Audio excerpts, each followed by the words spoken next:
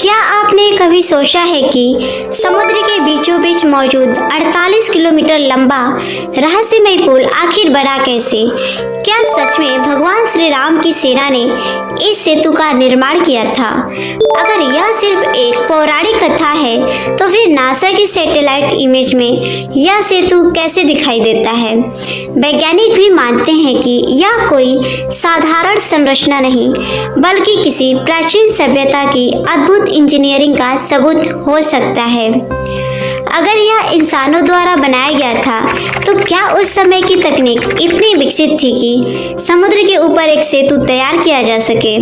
क्या यह पुल इंसानों द्वारा बनाया गया था या यह प्रकृति का एक चमत्कार है? अगर यह सिर्फ एक मिथक है तो फिर नासा और वैज्ञानिक इसकी संरचना को लेकर इतने हैरान क्यों हैं?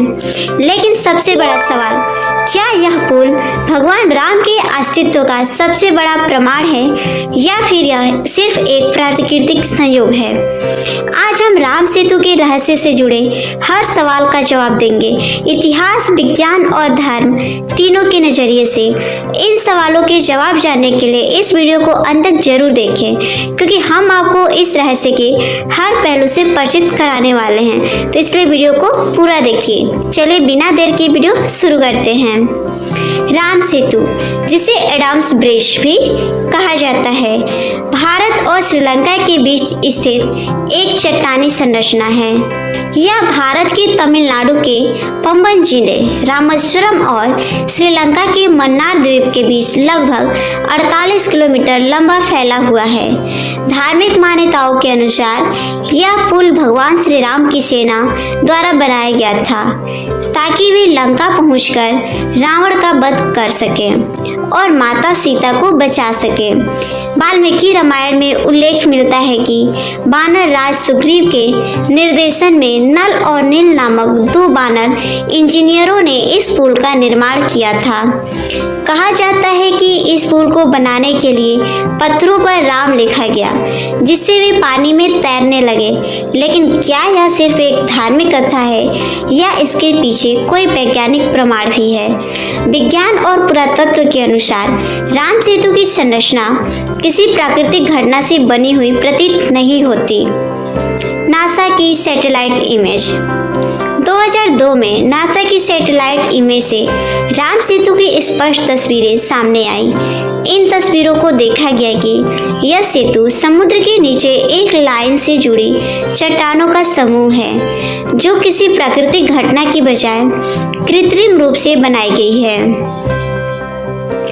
भारतीय पुरातत्व सर्वेक्षण की रिपोर्ट 2007 में ASI ने एक रिपोर्ट में कहा कि इस सेतु की उम्र लगभग 7000 साल से भी अधिक हो सकती है, जबकि श्रीलंका की पौराणिक कथाओं और भारतीय ग्रंथों में रामायण की घटनाओं को भी लगभग 7000 साल पुराना माना जाता है। समुद्री भूविज्ञान के अनुसार वैज्ञानिकों ने पाया कि यह पुल रेत के ऊपर रखी हुई चूना पत्थर की चट्टानों से बना हुआ है, जो यह संकेत देता है कि इसे इंसानों ने बनाया हो सकता है।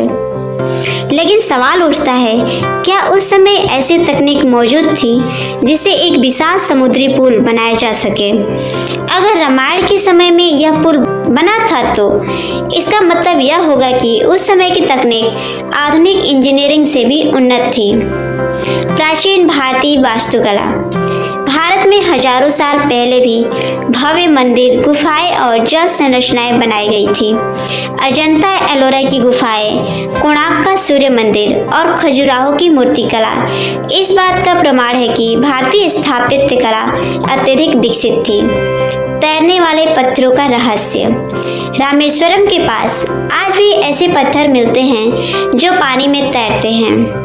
वैज्ञानिकों के अनुसार यह पत्थर फ्यूमिस स्टोन हो सकते हैं, जो हल्के होते हैं और पानी में तैर सकते हैं। लेकिन यह सवाल उठता है, क्या ये पत्थर सच में वानरों द्वारा समुद्र में डाले गए थे या यह सिर्फ एक संयोग है?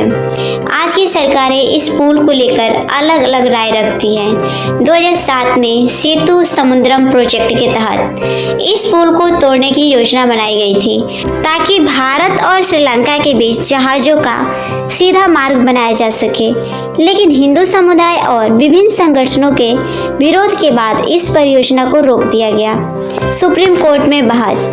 सुप्रीम कोर्ट में यह बहस उठी कि क्या राम सेतु एक प्राकृतिक संरचना है या मानव निर्मित।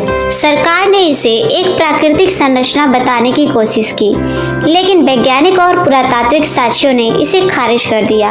अब सवाल उठता है, क्या राम सेतु वाकई भगवान राम द्वारा बनाया गया था?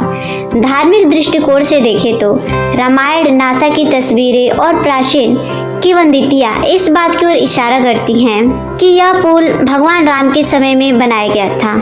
वैज्ञानिक दृष्टिकोण से देखें तो इस पुल की बनावट कोई प्राकृतिक घटना नहीं लगती और कई सबूत इसे कृत्रिम रूप से निर्मित बताते हैं। लेकिन इस पूरे रहस्य को समझने के लिए एक आखिरी सवाल बचता है। अगर यह सेतु हजारों साल पुराना है तो इसके पीछे किसका हाथ था? क्या यह कोई प्राचीन सभ्यता थी जिसका अस्तित्व हम भूल चुके हैं?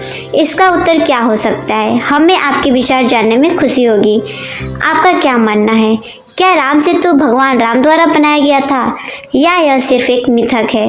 कमेंट में अपनी राय जरूर दें और इस वीडियो को लाइक और शेयर करें ताकि ज़्यादा लोग इस अद्भुत रहस्य को जान सके।